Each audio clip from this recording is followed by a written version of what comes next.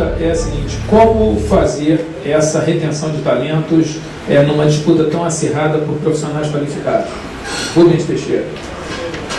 William, as pessoas, de um modo geral, eu posso dizer quase todas elas, porque eu também não quero dizer que são todas, mas eu tenho vontade de dizer, elas são retidas numa atividade, fundamentalmente, quando elas se sentem felizes no que elas estão fazendo.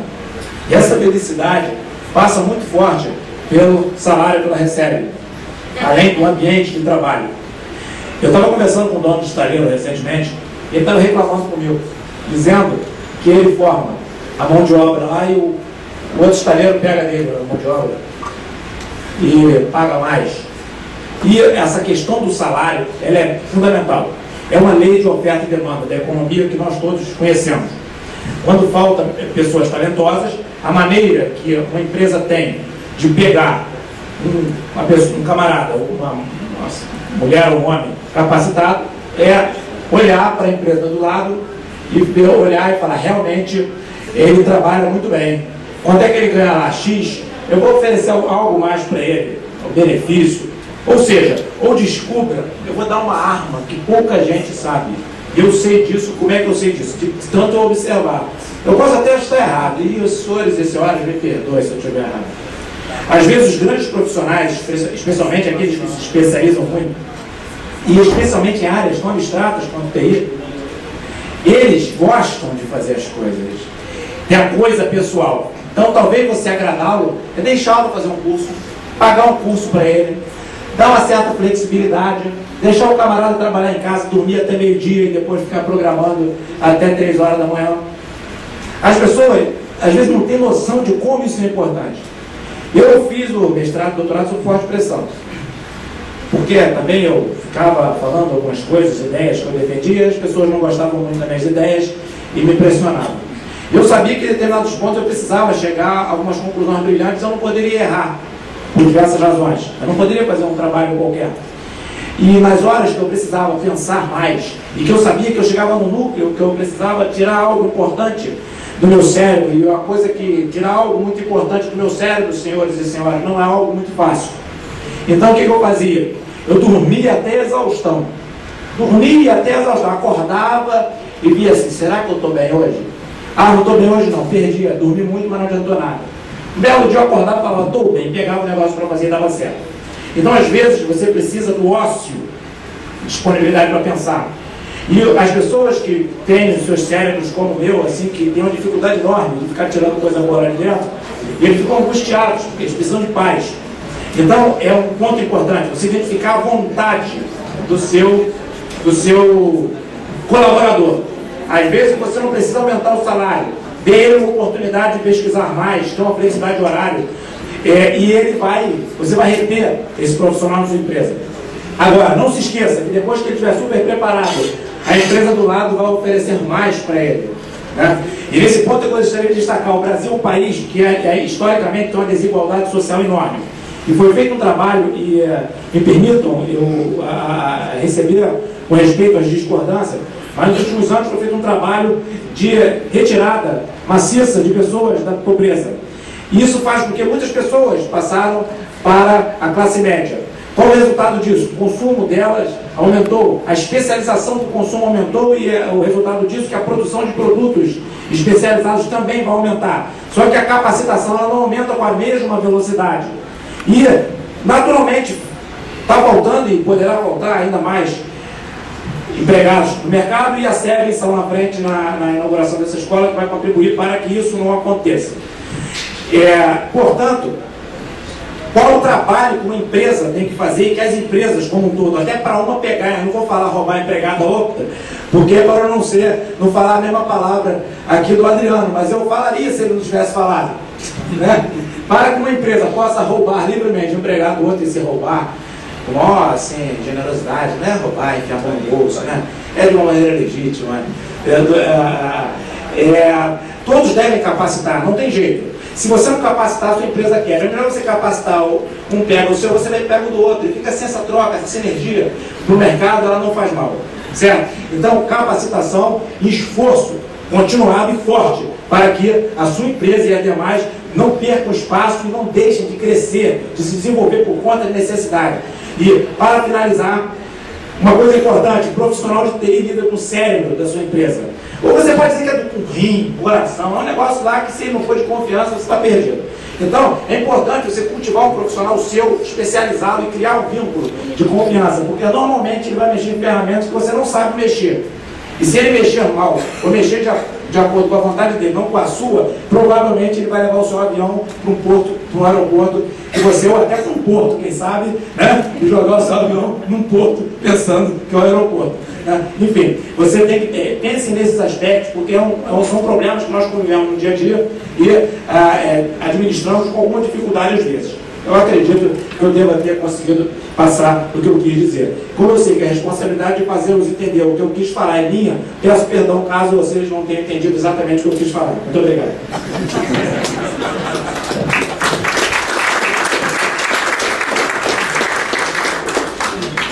Rubens, o único nervosismo que você nos passa é que você tem mestrado em energia nuclear, doutorado, tem 5 cursos, então se é difícil sair da sua cabeça, você imagina a nossa. Você não tem noção como é que é difícil. Eu estou até com medo aqui de começar, mas eu vou ter que...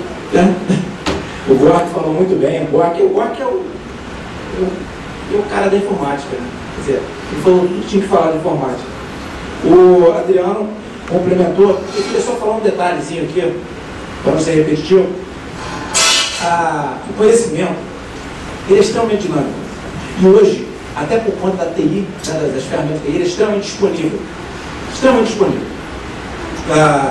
O que as escolas precisam fazer, e se fizerem isso, estarão resolvendo o problema fortemente da educação, é ensinar o conhecimento crítico. Ou seja, é ensinar as pessoas a adquirirem, a perseguirem o conhecimento, o que deverão fazer a vida inteira. Né? Porque eu não enxergava direito, eu tinha miopia, estigmatismo, boa parte dos cursos que eu fiz eu não tinha nem caderno. Eu achava que o mundo era opaco, até que eu descobri com 30 e poucos anos de idade que eu era míope e tinha astigmatismo, aí botei um óculos, achei que botaram uma lanterna no mundo para enxergar. Nesse período eu aproveitei a situação de achar que o mundo era opaco e não tinha caderno. Então eu era um péssimo modelo de aluno. Não era aquele aluno que copiava as coisas. E quando eu copiava assim. Eu não sei, eu acho que até aproveitava um pouquinho a situação. Não vou botar a culpa na miopia, não. Agora, tinha um detalhe, eu tinha um compromisso, eu tinha que aprender. Eu me virava para aprender. Né? E essa coisa da pessoa aprender faz com que ela não fique refém de absolutamente nada. Porque, por exemplo, se uma pessoa quer mesmo aprender, ela vai procurar um curso. Se ela fala, eu não estou conseguindo aprender, eu vou trocar de curso, ou porque eu não tenho vocação, ou porque esse local aqui não consegue me ensinar. E não adianta, porque depois de 4, 5 anos, ou aquele aluno que gosta muito da universidade, fica 10 anos na universidade, quando ele sair de lá, ele vai ficar o restante da vida sem frequentar a universidade. Ele vai ter que escolher os cursos que ele vai fazer, os livros que ele vai ler, atrás do conhecimento que ele vai ter. Então, a questão da busca pelo conhecimento, isso, a internet, toda a sofisticação da TI, que o Gork já falou muito bem para a gente, ensinou aqui já para a gente, isso tudo deve ser utilizado. Por quê? Porque é pelo que eu vou falar no final aqui. Porque competência profissional tem um pouco a ver com conhecimento, um pouco mais a ver com a inteligência emocional, porque se você consegue agregar várias pessoas, formar amigos, formar equipes para desempenhar uma função, você não precisa conhecer muito daquele assunto, que haverá muitas pessoas para tirar suas dúvidas e resolver para você. E terceiro, tem muito a ver com o que as pessoas vão achar de você. E o que as pessoas vão achar de você para que achem que você é a pessoa certa para ocupar uma função, se existe um monte de gente igual a você por aí? É a capacidade que você tem de agradá-las, de servir as outras pessoas. Se você tiver essa capacidade, as pessoas vão querer você do lado. Ou seja, o conhecimento, muita gente tem muito mesmo, acreditem que tem, mesmo que falte no mercado, para as boas oportunidades, sempre tem um que ganha menos, que gostaria de ganhar mais. A capacidade de lidar com pessoas e você saber que o seu cérebro ele vale muito menos do que o cérebro de 2, 3, 4, 5 pessoas, mesmo que a sua formação eventualmente possa ser maior do que a delas. E a terceira, de você ser uma pessoa útil ao ser humano. Então, se você conseguir juntar essas 3 características, o conhecimento vai ser apenas um vetor, que ele pode ser suprido pela quantidade de pessoas que você vai liderar. Então nós temos que ter essa noção, especialmente que eu estou falando aqui para gestores, se eu der o microfone para eles vão me ensinar muito mais coisas do que eu estou falando aqui, né? Mas temos que ter esse entendimento. O ser humano vale muito mais do que as cadeiras, as mesas e os equipamentos. Então, e se nós tivermos capacidade de liderar, nós levamos as pessoas a se superarem. E quem vai ter o resultado é o financeiro da nossa empresa. Obrigado. A pergunta final, que é o que recomendaria em termos de investimento em carreira?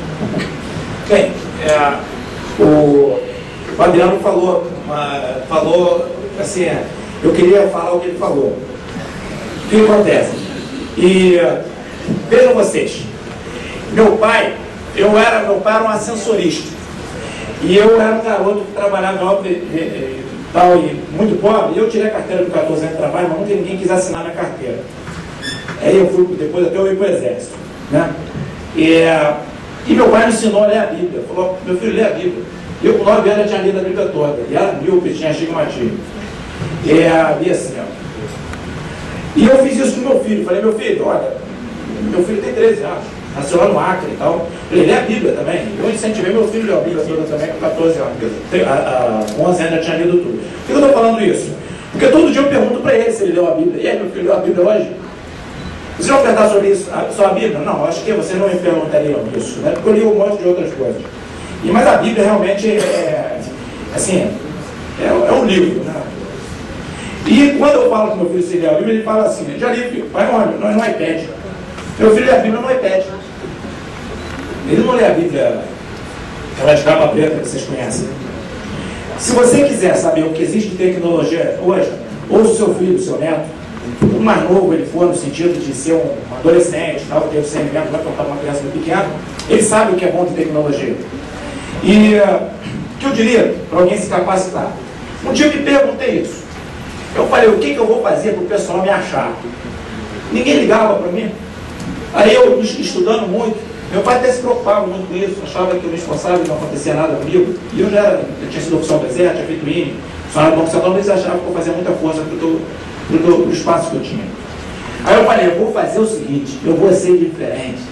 Porque se eu for diferente, vai servir, na hora vai precisar só, eu preciso de um cara assim, só tem um.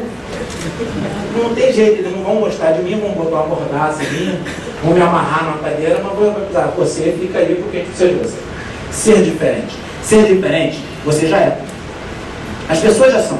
Imagine, você já observou que não tem ninguém igual a você aqui dentro? Ou tem? Eu acho que não. Olha pro lado aí. Já começa bem. O seu cérebro, só você comanda. A sua vontade é a única coisa que ninguém pode comandar. Isso é um barato. Porque as pessoas podem fazer o que for, bater em você, perseguir você, te xingar, mas não domina a sua vontade. E você contraria alguém que está querendo te fazer mal, é mal barato. Você contraria. O cara não tem como fazer. Veja você, como é que você vai usar essa arma a seu favor? Você vai ver qual é aquela vocação que você tem, qual é aquilo que só você pode fazer, usando a sua inteligência. E você vai ser criativo. E eu tenho certeza que você encontra o seu caminho.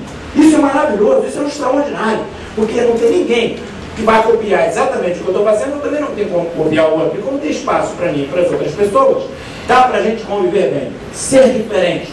Algumas coisas você vai ter que fazer iguais às outras pessoas, isso é péssimo, eu sofri muito com isso. Eu tive que sentar na sala de aula, sou em curso acadêmico 21 anos, e as pessoas me botavam sentado numa cadeira e eu ficava olhando para o quadro desesperado. Algumas vezes eu enfiava um livro na gaveta e ficava lendo outra coisa na hora da aula para não ser descortês com o professor e mostrar desinteresse. Então, veja, existem modelos que funcionam. Para mim o modelo foi péssimo, eu me torturei. E olha que eu gosto de ser torturado, me parece, porque eu fiquei lá um monte de tempo. Mas eu tinha que, dentro do sistema, encontrar o meu caminho. Você precisa encontrar o teu. E fazendo esforço do jeito que o mundo é, quadradão, do jeito que ele é mesmo, não adianta, se vira, isso é uma questão sua de resolver. Agora, dentro da sua capacidade de reflexão, da sua capacidade de encontrar o seu caminho, se preparando, buscando informações, se especializando, fazendo o que a sua vontade dá de fazer para que você encontre o seu caminho, olha, você vai encontrar o seu caminho, você vai ter respeito. Isso é uma coisa importante. Desde que você mantenha-se motivado, desde que você aprenda tudo aquilo que foi colocado à sua disposição e você busque se esforçar a aprender aquilo que não for colocado. Desde que você tenha muitos amigos e que você use isso para o bem das pessoas. Essa receita eu acho que funciona. Muito obrigado.